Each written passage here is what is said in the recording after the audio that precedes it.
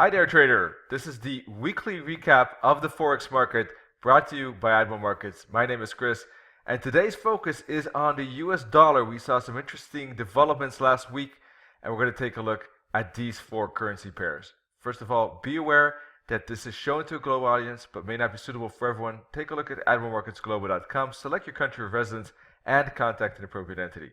Also, be aware that trading for exchange and global financial markets is considered high risk and may not be suitable for everyone. Please seek the advice of an independent financial advisor for more information on that. This video is for educational and informational purposes only, and by continuing watching this video, you agree with this disclaimer and you're aware of the risk involved when trading. Euro dollar weekly chart, and we see a massive bearish pin bar. Obviously, this is a strong bearish candlestick pattern. We have an entire wick above this resistance level of 115. You see the strong red line there. Well, that is a strong resistance zone, and price managed to break above it in intra-week trading, but didn't manage to hold the close. What I mean is that the close was way near the low and nowhere close to the high. Obviously, if we had a bullish candle that had a close near the high, that would have been a strong continuation signal, would have shown that the bulls are in control and we could expect an upside continuation. Nothing close to it. We just have a wick, and in fact, this is perhaps even a reversal signal. Of course, obviously, this is for sure indicating that the upside uptrend is over, or at least very strong chance that we'll get a very big correction. But it could even be a reversal signal. Now, before I really call a reversal, let's take a look at some other factors that have to be considered. One of them is the fact that we had big bearish momentum here, that price has made a big correction here, and we're getting back to that zone, that big resistance zone between 115 and 117, and we've been warning about that several times. I did say when 115 breaks, there's a good chance to go up to 117. Price actually went up to 116.20 and then showed this failure to continue. Before I would consider this a reversal signal, I certainly think that this big pin bar is indicating that this uptrend channel is in serious danger. But before I really consider this the uptrend over and a downtrend to start, I would like to see at least this channel break. I would like to see a pullback and continuation. That's what I'm looking for, basically, for calling it a reversal. So at the moment, I think we're in retracement territory. Once the blue line breaks and we do get a breakout to the downside, then I think we're back into a downtrend, all right, from a weekly perspective, okay? That's just my 2 cents. I do think, though, that upside is serious danger, obviously, and we're going to have some bearish pressure throughout this week. We might just see this week the retracement of last week's bearish candle, and I would expect, of course, about halfway price to find some struggle and then move down and perhaps break this pink trend line. Now, moving into lower time frames, let's take a look at 4-hour chart. You can see that we had bullish momentum and followed by a bearish momentum. And actually, I want to take a look at the daily chart first. I do think there's a good chance of retesting these bottoms right here, actually, before finding some support. So I think that any upside will still find resistance, and we might see 112.50 right before there's a significant bounce to the upside. What could happen on this daily chart is a head and shoulders pattern. We have the left shoulder here, we have the potential head here, and the potential right shoulder about here. Why I like this this scenario is because the head is sticking out with a beautiful pin bar, in fact, and I think it would be a very classical kind of reversal signal if that happens. So from that perspective, we had about 13 days between the shoulder here and the neck here. So let's count 13 days from here.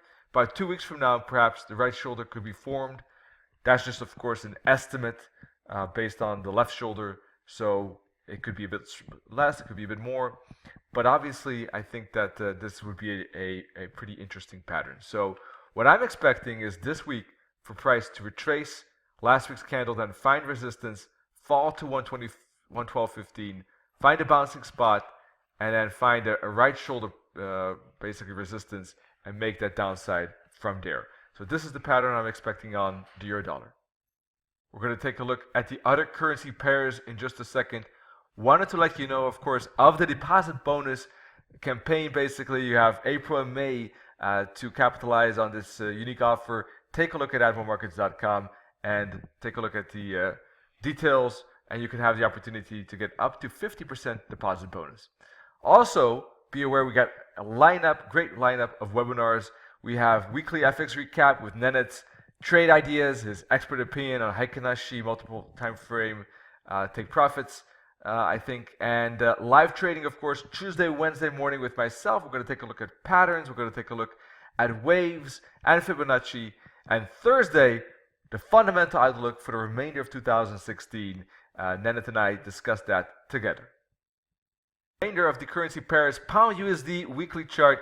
And we see a repetition here, we see a pattern, because here too, the pound weekly, strong bearish candle. We see a big wick, we see a close near the low, so again, showing signs of a potential retracement to the downside. We had some upside already, of course, the last few weeks, but last week's bearish candle right at the resistance zone of trend lines. You see a couple of trend lines there in purple, price respecting that, stopping there, showing a bearish bounce. Also, of course, stopping at the previous resistance spot. So I do think that that is, again, a bearish signal. A bit of retracement, perhaps, for more downside, or just an immediate downside continuation are both possible for this week. I obviously do not expect last week's high to be broken. So when we look at this daily chart, we see basically price making some downside. And I think that before we hit a substantial support level, we're looking at this trend line and these bottoms right in here, I would say, before a potential bounce could happen. So there is some downside pressure to be expected. I look at the 4-hour chart and I see a channel here. So I would like to see price basically go back to the top of that channel and show some confirmation of a turn and then a break to the downside right there, or a break below this channel. One of the two. Either a turn at the top of the channel or a break below the channel, I would say, are interesting bearish trades. After which, of course, this 142.50 could still be a bullish bouncing spot when price tests the support trend line. If that does not happen and price breaks above this channel, then I do think that still this red line, this trend line somewhere here, still a strong resistance zone, by the way, for a turn as well.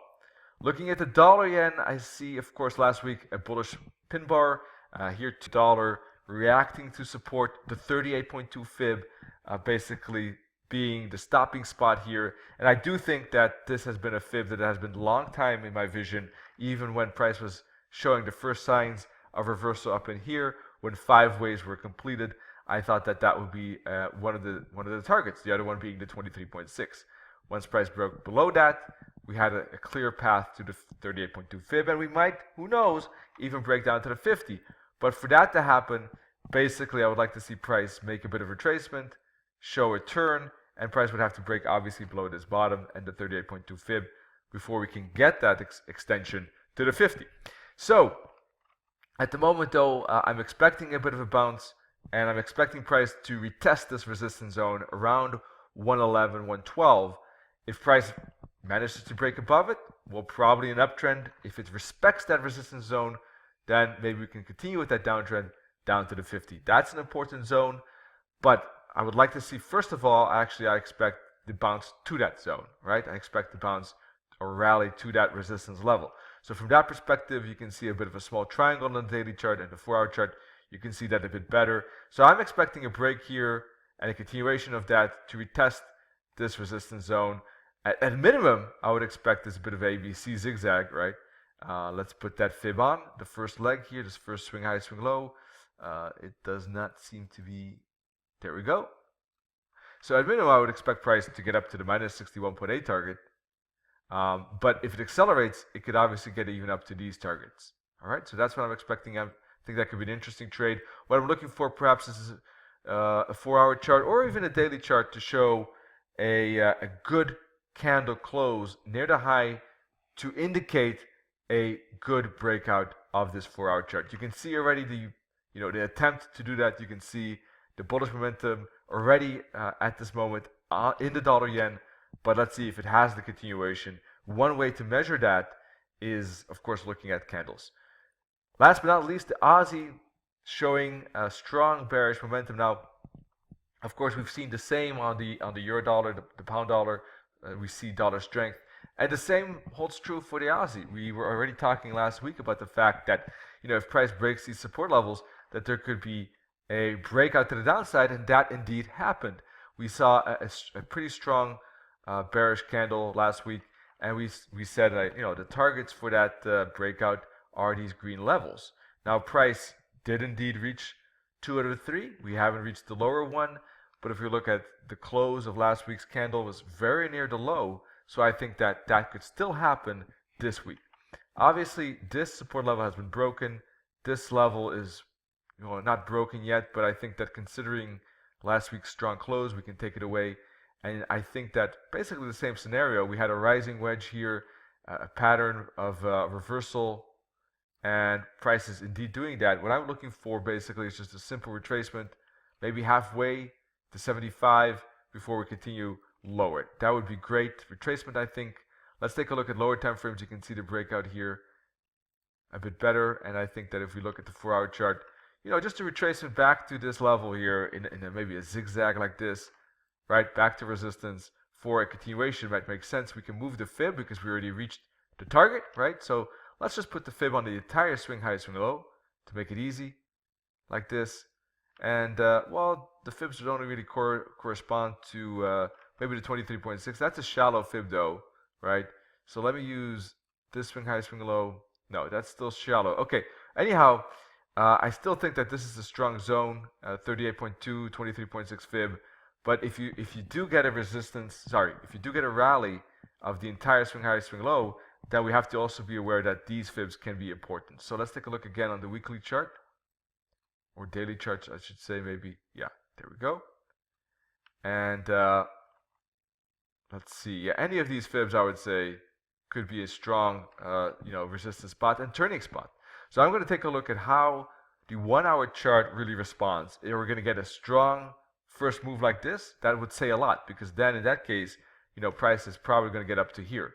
But how about if there's a weak first move? How about if the rally only gets up to here before making a retracement? Well, then maybe this resistance zone is more important. So I'm going to take a look throughout this week. How does price build its retracement? How does it make it the zigzag?